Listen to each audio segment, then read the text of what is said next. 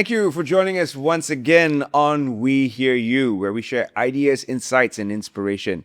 Sepanjang 3 musim kita bersama dengan anda, terima kasih kerana semua perkongsian, komen dan juga tontonan anda. 5 juta tontonan sepanjang 3 musim ini. Jadi terima kasih kita ucapkan sekali lagi kepada semua penonton yang setia bersama kami. A big thank you to all of you for continually commenting, continually giving us those likes and helping us reach 5 million views in the past 3 seasons. So it's been a true pleasure. Now we're going to shift into a very unique and differentiated industry, the medical device industry. Tanpa disedari, industri ini makin berkembang di dalam negara dan menjadi salah satu daripada teras pembangunan ekonomi penting yang telah pun digerakkan oleh kerajaan Madani. Jadi kita akan berbincang mengenai industri ini bersama dengan seorang tokoh yang sudah lama bertapak, 20 tahun lamanya dalam industri ini. Group Managing Director Star Medik Group akan bersama dengan kita pada kali ini. Kita bersama dengan Encik Johari Abu Kasim. Terima kasih Encik Johari sudi bersama kami. Terima kasih Terence for having me. Terima kasih SMA Bank for organising this. So it's amazing, 20 years, that's a very long time. To see a company that you started grow to where it is today must be an amazing journey. It is actually, Terence. 2025, we actually celebrated our 20 years in the business. I remember we started in 2005, starting as just a small distributor. We started our business distributing, supporting the medical industries in ventilators. That's our key product, even until today. We are exclusive distributor for Hamilton ventilators, coming from Switzerland. We one of the, I can say, biggest distributor in Malaysia. Our coverage including Malaysia and also Brunei. We have been doing that for the past 20 years. We can say that we are one of the experts in the industries currently. During pandemic, of course, semua orang ingat pandemic. Ventilator become so popular. We always have this issue. Sometimes they ask me, what do you think about ventilators requirement, keperluan di Malaysia? Dan saya selalu kalau ada engagement akan beritahu dengan orang, COVID bukan pandemik yang pertama kita. Sebelum kita ada swine flu, kita ada bird flu, encephalitis dan banyak lagi. Dan setiap kali kita kena pandemik atau kesusahan medical, dan setiap kali itulah kita merayu keperluan ventilator daripada luar negeri. Sebab kita tak pernah, kita tak buat. Kita tak buat this high end machines. So even macam kami sendiri sebagai exclusive distributor teknologi daripada Switzerland yang telah ada teknologi ventilator lebih pada 40 tahun, kami merasakan it's about time for the country to have this kind of technology. We have to have, like it or not, is a security. I get the opportunity to explain this some of the decision makers, the lawmakers. And Alhamdulillah, now we are looking into companies doing ventilators. Wow. Okay, so this is our expertise. Dan juga kami juga di kumpulan Star Medik juga merupakan pengilang peranti perubatan disposable. Kami buat pre-fill bubble humidifier, kami own manufacturing, dan currently kami export lebih kepada 28 negara seluruh dunia. What do pre-fill bubble humidifiers do? The explanation is very simple. Semua bed, bila patients duduk di katil pesakit, selalunya akan perlukan 2 benda. Satu, air masuk ke tangan, ataupun oksigen. Oksigen di hospital tu ada 3 properties. The first property, it has to be free from oil, it has to be free from dust, it has to be dry.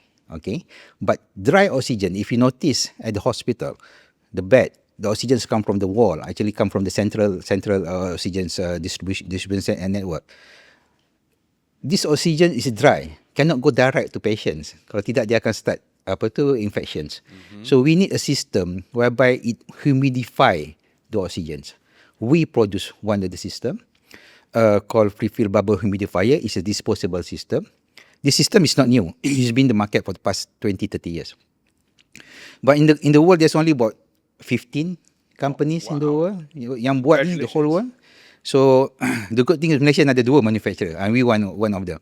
So this product that we have it certified CE certificate of European. That means we can sell it all over to Europe. And of course other places in the world like even Middle East or South America by using the CE certifications. Then now we are in the final stage of obtaining our US FDA.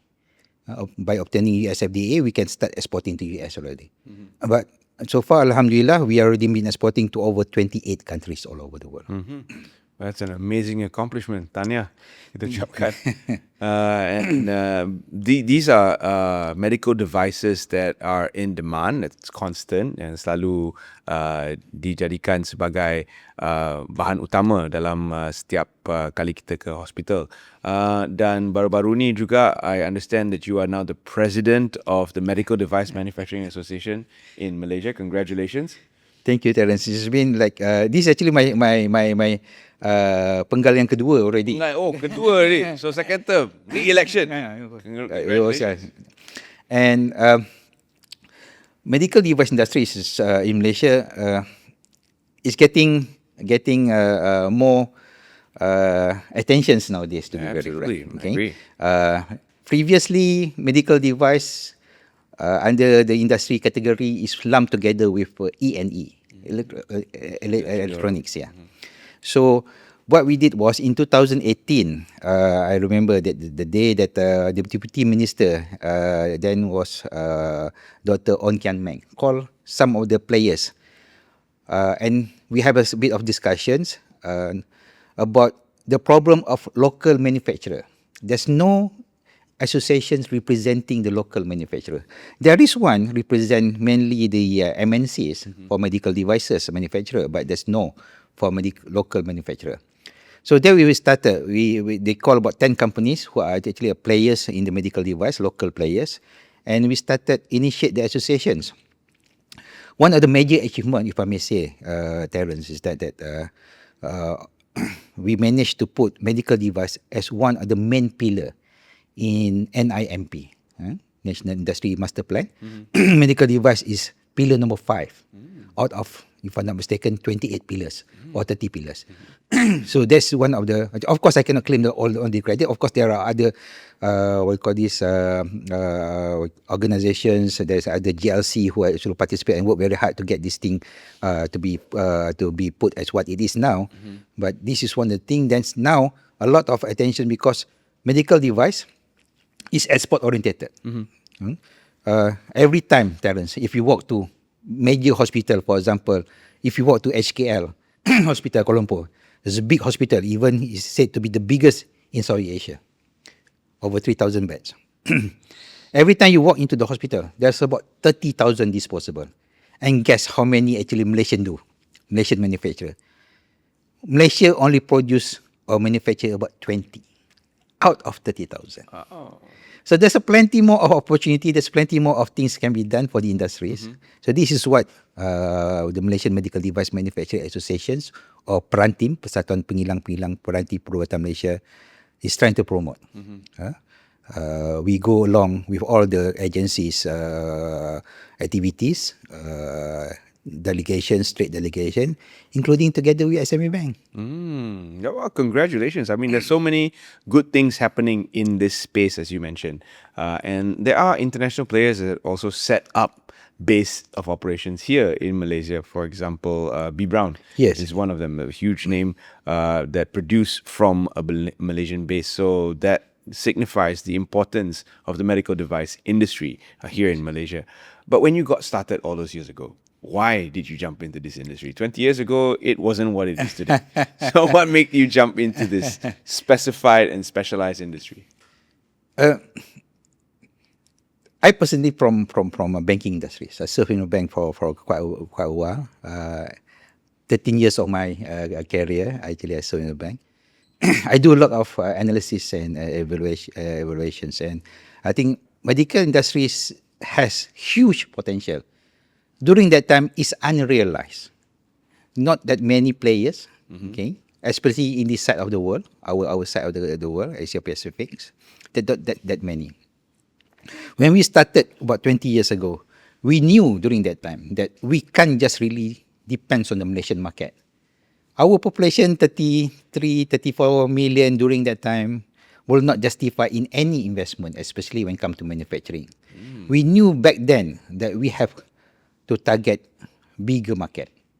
Why I want to look at 34 million population where there is 8 billion population throughout the world? So that's the whole analysis that we want to do. It's not just something that it come just by chance, but we do. My partner and I do a lot of analysis, and we come to that conclusion why we want to do this. Of course, during that time, we cannot just suddenly jump into doing manufacturing because it costs a lot of investment and capital and everything. So what we do, we started small, of course. My partner started do the distributions about the ventilators, about the disposable, do that for a while.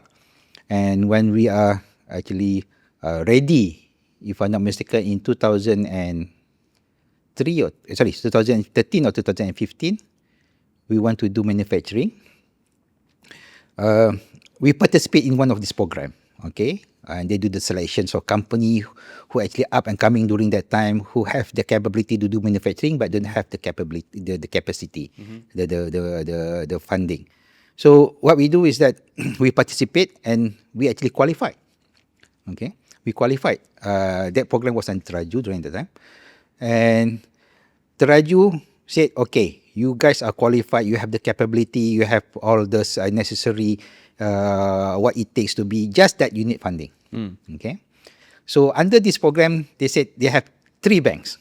Okay, 3 banks. I actually want to bring you why we actually started with SME Bank. Sure, take your time.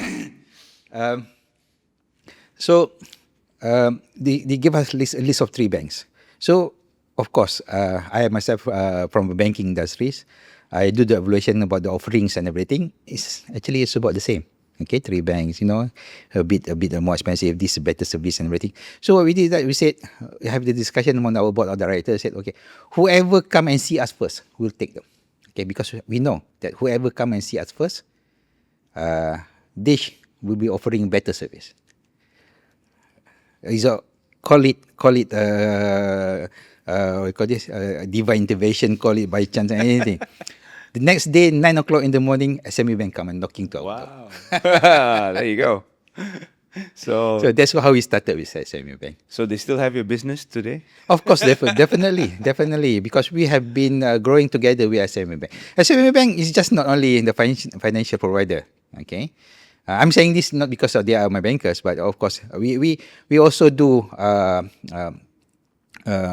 market trade delegations. Recently, we went to South Africa and also Kenya together with SME Bank to see the markets and everything there.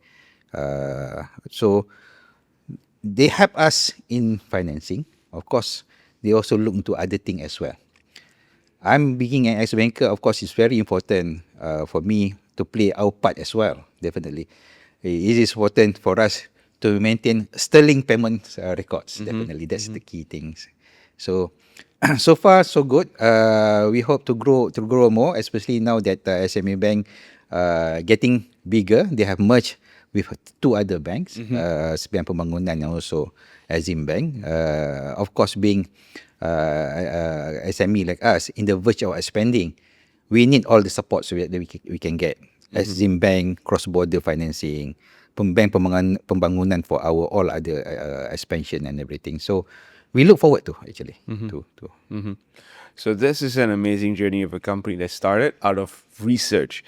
Jadi penelitian terhadap kajian pasaran itu sangat penting, dan apabila digagaskan, syarikat ini telah mula berkembang dalam satu industri yang baru pada ketika itu, tapi kini adalah salah satu teraju pembangunan di bawah NIMP. Jadi tahniah kita ucapkan. We're going to take a short break, and when we come back, we'll dive right into the heart of the medical device industry with Star Medik Group. Don't go anywhere. We'll be right back after this. Kembali bersama kami dalam We Hear You, dan pada episod kali ini, seperti mana yang anda sedia maklum, kita sedang memberi tumpuan kepada satu industri yang unik, yang berbeza tetapi memerlukan pengkhususan yang tinggi, iaitu industri peranti perubatan.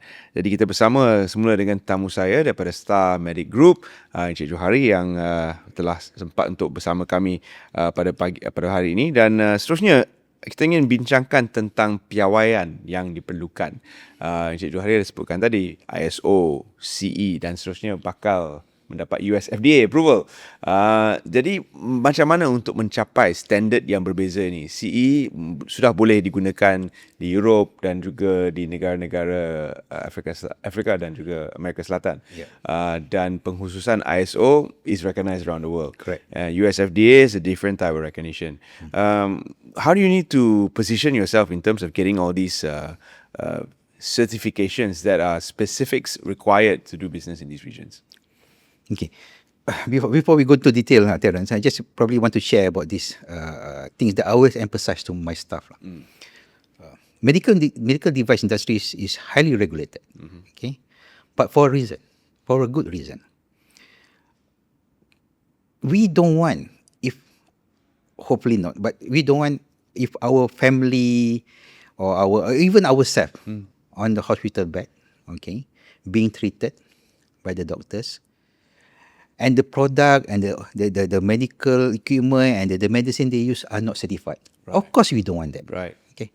So I always told my staff during their initiations or their first day of job, we are like the guardians. We have to make sure the industry, this part is highly regulated, and we have to follow to make sure that this is being done properly. Especially I told my QA team, okay, you have to make sure the product that we are produce meet the regulations or meet the standards that you want to. Of course, medical industries certifications, they are very rigid. They are very, very rigid. They can very expensive. My product is certified CE, Certificate of Europeans. And the factory is ISO 13485 certified. To get the certifications cost millions. It's expensive. Very, very expensive. At one point of time, CE, the European Union changed the certification from CE, which is stand for Certificate of European, MDD, Medical Device Directives, to MDR, Medical Device Requirements. It sounds like it changed from D to R, but it cost me almost $1 million. Just to change? Change to adapt the new certifications. My product is class 2B. Of course, the higher the grade is, the more expensive it gets. And it took us 2.5 years just to get the certifications. Okay? During 2.5 years, we can't do anything. We have to stop the products. We can't supply to the hospital because they said this is not yet upgraded. Because we have to wait for the auditor to come, for them to do analysis and everything. This is how difficult it is. And for us to get certified US FDA, US Food and Drug Administrative, it has been since almost 3 years. So you haven't got it yet? We have not get it. Wow. We have spent, now I think about 1.2 million. This is something that a lot of people don't know. It is expensive. The birthing pains of getting Yeah. into a certification. Yes, It's not easy. But actually, it's good for a good reason. Of course, from industry analysis, is good for us. It's actually a barrier to entry for new players, of course. But we have to adhere to it. Okay. There are 5 major certifications: US FDA, CE for Europeans, Canada, if I'm not mistaken, Australia TGA, and also, if I'm not mistaken, is Korea. This is like the main the standards. Like for us now, we have CE MDA, CE MDR. We can sell to all the country all over the world except US. So we have obtained that certifications, and obtaining is one part of it. Maintaining it to make sure it's actually adhered to is another part of it. It is, of course, is very rigid and very, very, very, very, very expensive. But again, I always emphasize to my staff, it is for a good reason. For a good reason. So these are your costs of doing business, obviously, and as you said, a barrier to entry. How difficult would it be for a startup to venture into the medical device industry, taking into account all these barriers to entry and the huge costs required? Okay. At the industry level, since I'm actually sitting as the sitting presidents for Peranti, we have this engagement with universities all the time. And we have been thrown these questions a lot. This is very expensive thing to do, and how we are going to enter this. I always told them, okay, you have to make sure that what you do, you know what you do. I analyze things. Okay, you just simply jump into something that you don't know, and hoping that you can get a big return out of it. Okay, you have to get a very good advisory, especially in this kind of business. There's a lot of assistance coming from the government, especially if you are new startup. They can assist you to get the certification, which is the most expensive thing to do. They can help you to get into markets, market analysis, market barrier, to go to all the necessary marketing, sales and marketing. My point is this: plan. Okay, you fail to plan, you just Plan to fail. Exactly. Yeah. So that's my advice, especially for those company or those youngsters who want to go into industries. It is still a very lucrative. It's a very interesting market, a very attractive market. But you have to really plan, unless you are you have deep pockets and son of somebody, and then that's a different story altogether. So throughout our conversation, correct me if I'm wrong, you only mentioned two medical devices. One which is being produced by your company, and the other which you are a partner to a foreign company in dealing the ventilator. Ventilators. Which means, are you planning to venture into other medical devices, or? We are actually already expanded our product lines. Okay, that's the two critical or the more prominent product that we have. We are already into diabetics product, home care. We also into hyperbaric oxygen therapy for post cardiac treatment, for many what you call this treatment for saraf problem, neuro problems and everything. We already have that. In fact, we already have a few one branch, one place who actually install our hyperbaric oxygen therapy, hyperbaric oxygen therapy, and we are planning to open our new branch in Kuching soon. Hopefully this year. So we are really want to expand our diabetic segment, especially, and also hyperbaric oxygen therapy. So adding products to our product lines and start manufacturing into new products and everything is actually in our plan. We have what we call as a 3 years programs in our company that we plan at our board level, including our executive chairman, produce this plan, and we are going big, inshallah, this year to 2026. And part of that is, of course, journeying and taking your message around the world. Most recently, you have a joint program with SME Bank's Export Acceleration Mission to South Africa and Kenya. And you've even signed an MOU with a South African company already. Congratulations. We did. Yeah, we did. Africa is actually a very interesting market, Terence. That was not the first time I went to South Africa.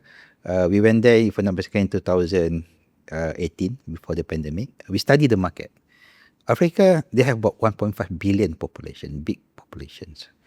But still, of course, we are not talking about the spending power and everything. They have about 54 countries, if I'm not mistaken, or 55, depending if because another country is not being recognized by United Nations. 54 countries with 1.5 billion population.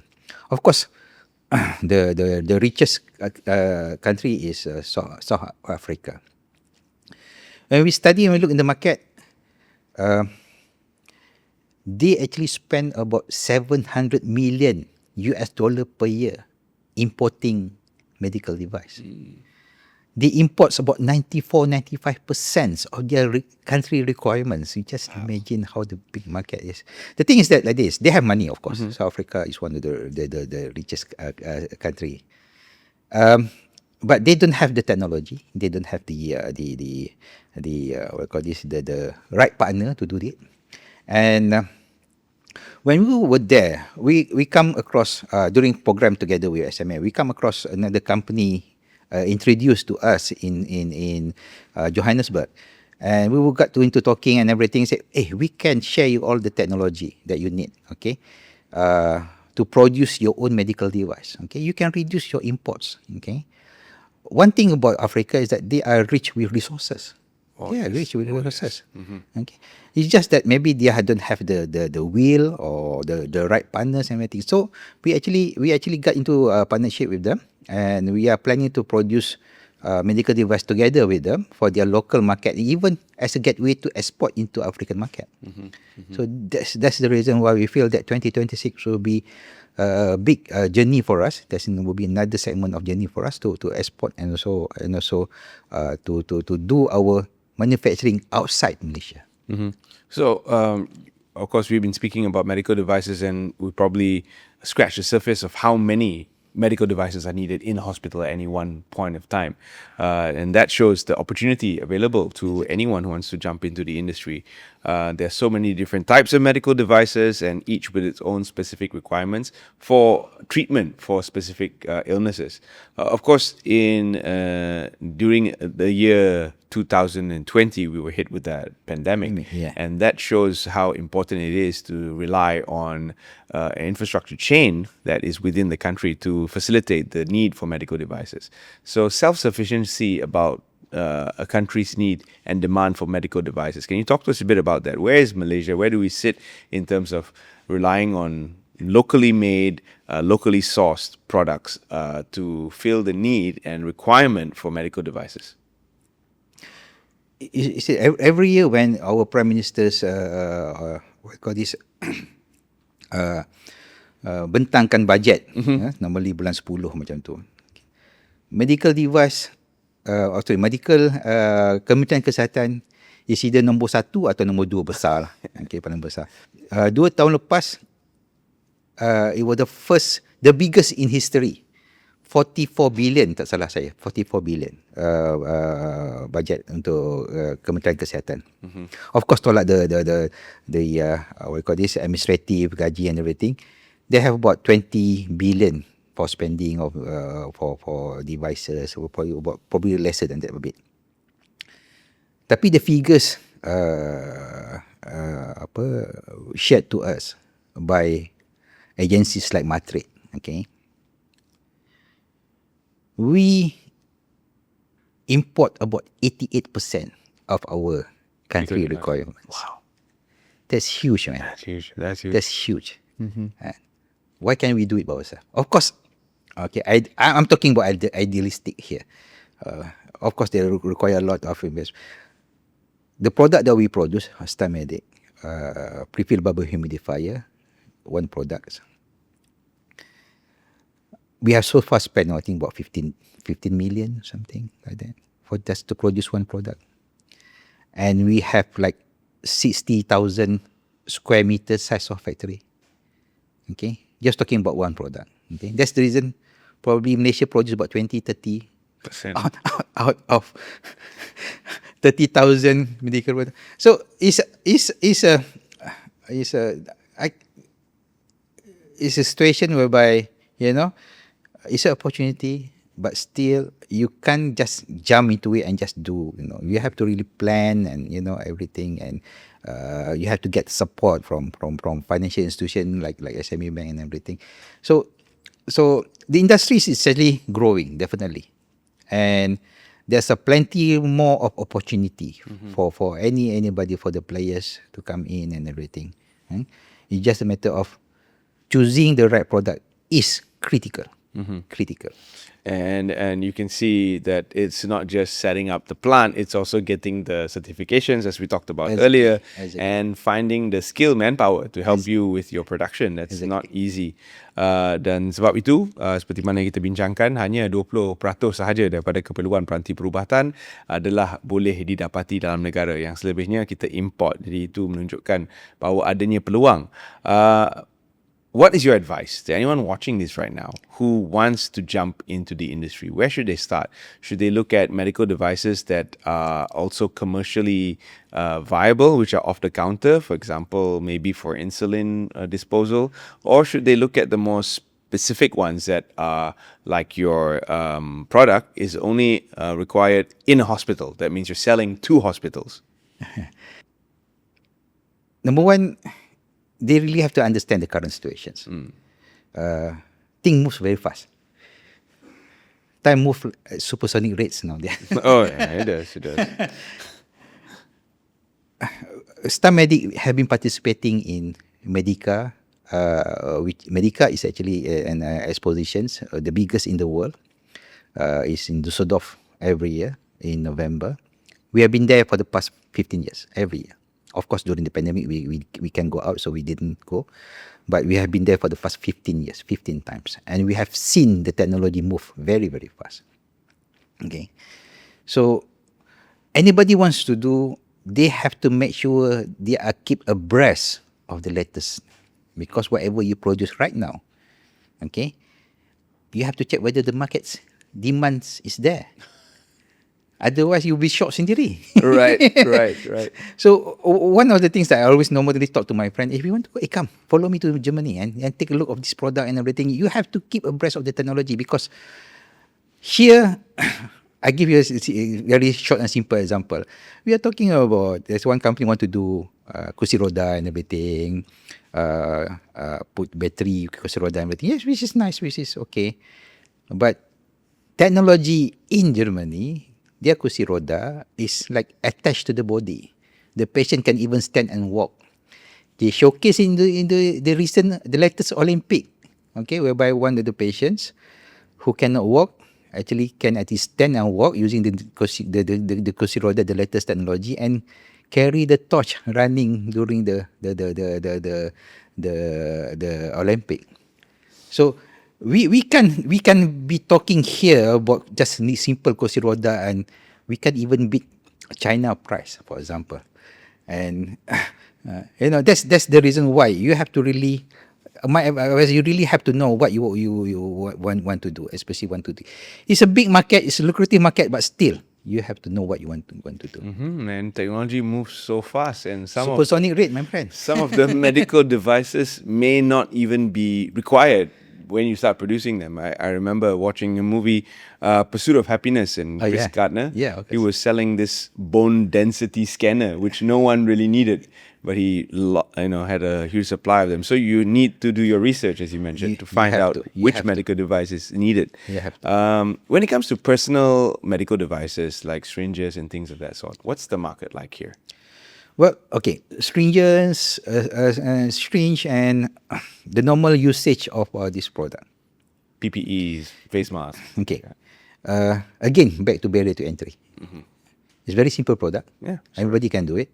Certification is not that difficult to obtain. Okay. Our market is small. Okay. You only need like X number of players. That's it. Any new ones, you have to struggle to get the new customer. Our Kementerian Kesihatan probably have their own current supplier, and there's not much of technology. We're talking about syringes, talking about face masks. So this is the same thing again and again. So if you want to jump into the pool, okay, with like for example 1,000 fishes, okay, you can, but you'll be fighting with 1,000 fishes. Okay, or you want to jump to the pool with 10 players, 10 fishes. Okay, you can. You'll be the number 11, but you still have the big pool to fight.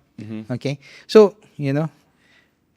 decision is yours. There you go. So itu satu lagi bentuk nasihat lah untuk mereka yang sedang menonton pada ketika ini. Pilih yang mana satu selera anda, yang mana satu yang lebih mungkin mengikut cita rasa. Dan terdapat dua jenis peranti perubatan, ada yang boleh diguna pakai oleh orang perseorangan dan ada peranti-peranti yang diperlukan khusus di hospital. Jadi pilihan sebenarnya adalah di tangan anda yang ingin mencuba. Finally, I just want to quickly address your future projections before we take our next break. After 20 years of being in this industry and having gone through so many ups and downs, What's next for Star Medik Group? Of course, what we want to do, definitely number one, we want to get ourselves into bigger and more lucrative industries. We are going into diabetic and wound care. That is something we want to do. We want to launch our new service very, very soon. It will involve hyperbaric oxygen therapy treatment.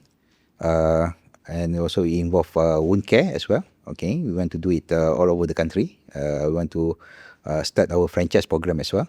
This is something we want to do in the domestic scene. For international, we want to expand our exports market. There are 222 countries all over the world. We only exporting about 28. You know, Terence, if I just quickly share a story. This a bit funny. I was in train in Germany. There's a lot of other players in the industry. We are going to Expo. So I was sitting beside this a guy from China. They're also producing medical device. So we got into talking and everything. Then they asked me, how many countries you have been exporting? During that time, it was about 20. So I think, wow. He said, not bad, 20. So I asked him, how many countries you are exporting? Now it's 150 countries. Whoa. Suddenly I feel like a small ant. So we want to expand more into our export market, definitely. We feel that there's a huge, more untapped market for our product. And also we want to get into new products in our pipeline. So we want to get into export market as well. And we are seriously looking into African market. We want to probably have manufacturing, what you call this, joint venture together with the local manufacturer in African market as well. So we're looking forward to hear more about your success stories as they come in. We're going to take our final break, and when we come back, we'll wrap up this conversation with Star Medik Group. Don't go anywhere. Kita kembali dalam We Hear You dan kita sedang berbincang berkaitan dengan satu industri yang sememangnya memerlukan pengkhususan yang tinggi, iaitu industri peranti perubatan bersama Star Medik Group. 20 countries, an amazing success story of 20 years. Oh, that's interesting. 20 countries you've been exporting to in 20 years. That's pretty interesting. The success that you've got over the many years that you've been in the business is not something that you take for granted. You're also big on giving back. Could you share with us some of your CSR initiatives that you put in place to help give back to the communities that you support? Yeah. Well, this giving back initiative, Terence, if I just may share, it is something that we instill in the company from beginning. Yeah. I remember when we started our company, we have our annual dinner, satu meja 5 orang makan. Now we have over excess of 100 staff, and of course, we have to, when we have a gathering, it's going to be big. What we instill in our staff is that first, it has to be give and take. Okay. Every time any staff or any new employee come in, I always give them this mantra, which is applicable to all our family, our members of staff. First of all, they have to be trusting. You have to trust them. They have to trust us, because I told them we are in this together. Okay, we have to do this together. So you have to trust us. We giving you the trust. So you have to be trustworthy. Okay, by becoming a members of Star Medik. That's very important. Okay, trustworthy or CIDIC is something that we instill in all our staff. We give them, sometimes I give them good lecture about this and everything. The number 2 thing is amanah. Okay, they have responsibility. They have the commitment. Okay, they have to do it. The commitment. Of course, we also as employer, we have our own amanah and employer as well. Okay, so they have to be given the task. The second part, of course, come the third part. They have to deliver. Okay, or tabligh in Arabic words. So we expect them to deliver whatever the task that they given. Okay, and by delivering all these 3, they have to be smart about it. Okay, or fatanah in Arabic. Smart means you do whatever your task or your commitment that you were given in a smart way. How to be smart? Very simple. You have to be productive, proactive, and of course you have to be productive and proactive. So this thing actually, this value that we instead before I talk about the CSR thing, this value that we put to our staff, if I just quickly recap, is sidik, amanah, tabligh, fatanah. It's in bahasa Arab. Okay, this value is actually we get it from our Prophet Nabi Muhammad sallallahu alaihi wasallam. He ran an organization for over 1,500 years. It's proven successful. We just tiru je. Yeah. So this is the value or the mantra that we put to all our members. With that, you delivering your work and everything, you of course you see your surroundings, what is happening, what is the requirements and everything. The best example is definitely during the pandemic. During that time, medical device is doing very well.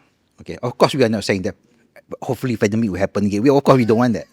But during that time, medical device majority of our supplier are doing quite well, and we noticed that there's requirements dekat kampung-kampung and everything. So what we do was we come up with food package and everything like many people do, and then start to have orang kampung. We do very simple. We just give them WhatsApp form.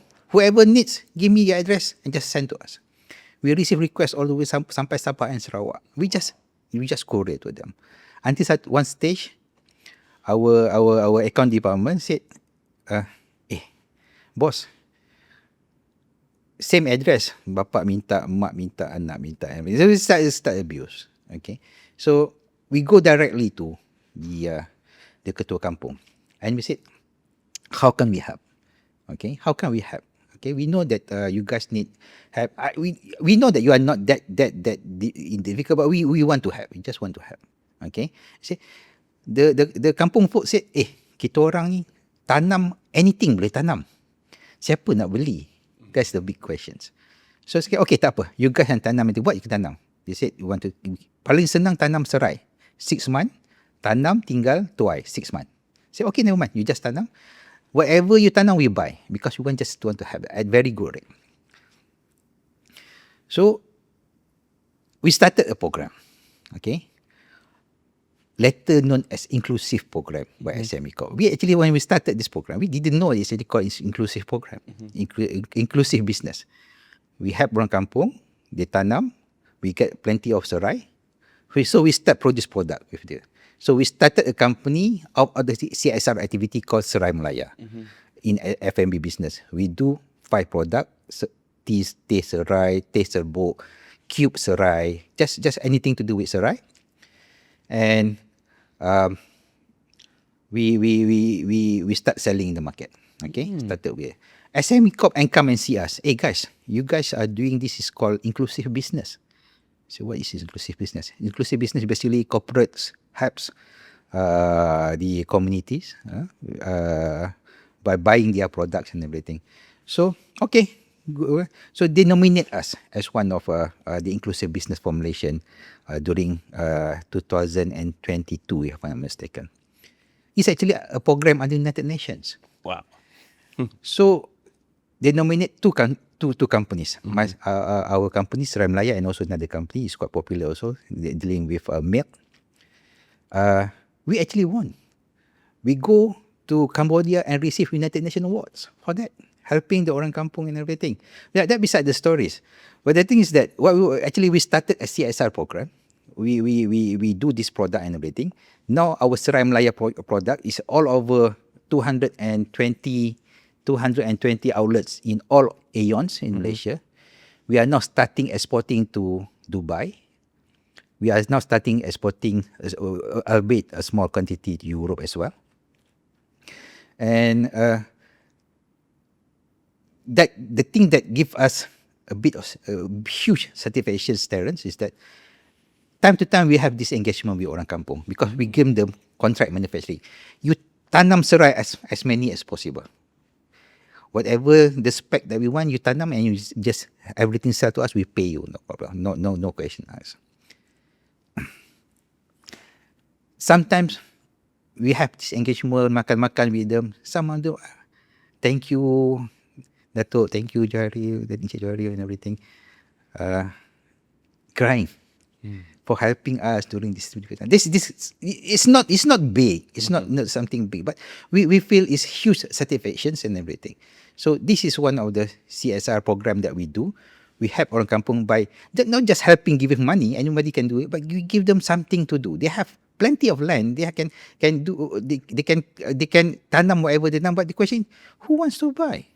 Okay, so who can actually convert? For us, we do the product after we ask them to. And on top of that, one of the kampung, we notice that their place they don't have clinics, so we open clinics for them. Okay, there's one event at night at 11 o'clock at night. One of the kampung child asthma attack. They have to get naps. The nearest hospital is half an hour. Nap is, if you don't get a good time, it can be fatal. To be very frank. So good that we have that clinic there in Singapore. Of course, that clinic we don't expect to make money or anything like that. We just want to serve with high quality, good machineries available in the clinic. So these kind of things that we do on as our CSR, like giving back to the I like how you explained that the program that you initiated, you had no buzzword for it. You just started, and you rolled with it. You were reaching out to help people, and then the program evolved from there. And even then, there was no buzzword. Finally, when a third party, like even SME Bank, approaches you and tells you, okay, this is called inclusive business, then you know what it's all about. So that is so interesting, and that's the best sort of CSR. In fact, it is the best sort of CSR because you start a program out of the goodwill gesture to help instead of starting for buzzword or for accounting purposes like now with all the many buzzwords, DEI, and etc. ESC, ESC, and all these things. So these are buzzwords. So beyond the buzzword, there needs to be the intent to help. When it comes to communities around Malaysia, there are diverse types of communities. And during the pandemic, I think the weaknesses in the system, as you mentioned, was exposed. How do you see or foresee help being driven to various communities within the country to help alleviate their sense of purpose and dignity? Because that's what you gave this village. You gave them dignity. They plant, they produce, and then they sell. They were not looking for a handout. They were looking for dignified solutions. Correct. There are times that we have to observe. Okay, and then only we realize what actually the forthcoming requirements. We actually want to do the same program again in Sarawak soon, but of course there's no detail yet. And actually, what we want to do in South Africa also actually the main objective is CSR. The first time I went to South Africa, I went to the late president's kampung, Soweto, the kampung called Soweto, if I'm not mistaken, and there is a museum explaining during the time that Africa go through appetite, very difficult time for them. And I said to myself, it's a far reach during that time. I want to help something somehow. I don't know what, So the second time we went, so that's the reason why we come up with this MOU and signing with the local company. Because they have resources, but they don't have the know-how. Okay, we have the know-how. Okay, of course, we don't want to get involved into their daily life or their politics venue. No, not that kind of thing.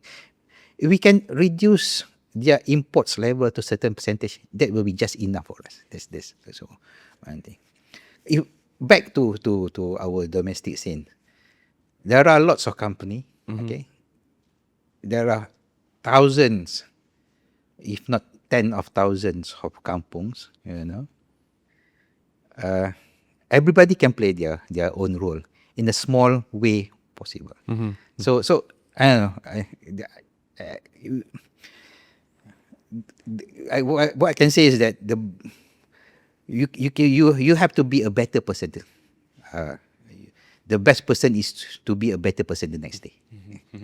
That's the best way to explain it. Once again, and also going back to the example set by our Prophet in Exactly. bettering ourselves. Exactly. So that's been your journey so far, and we look forward, of course, to hearing more about your success stories abroad once they come into your company. Please do let us know so we can follow up on some of the success, the US FDA approval, and the many more countries that you look forward to expanding to.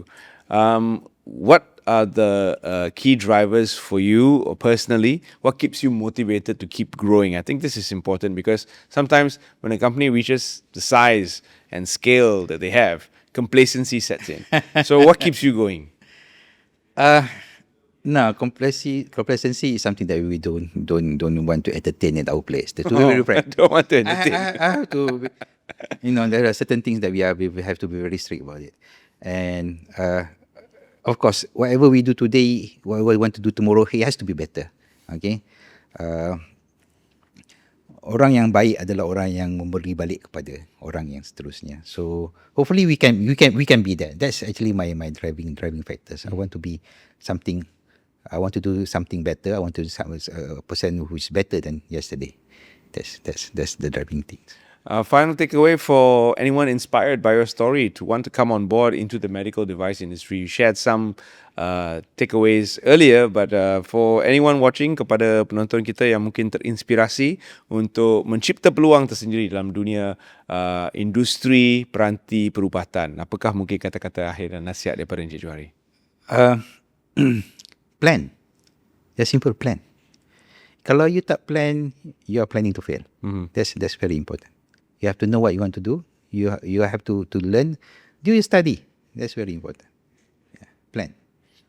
Thank you very much for your time, sir, and all the best to you in this brand new year. Thank you, sir. Thank you, sir, for having me. Dan kepada anda yang menonton, terima kasih kerana terus setia bersama kami dan harapan kami semoga perbualan tadi juga memberi satu lagi suntikan inspirasi untuk anda yang mungkin ingin mencari peluang dalam dunia industri peranti perubatan. And with that, I'd like to announce that's our final conversation for this season. Thank you for your support. Thank you for watching and thank you for viewing us across the many seasons that we've had. We've had 3 seasons, 5 million views. So a big thank you to all of you.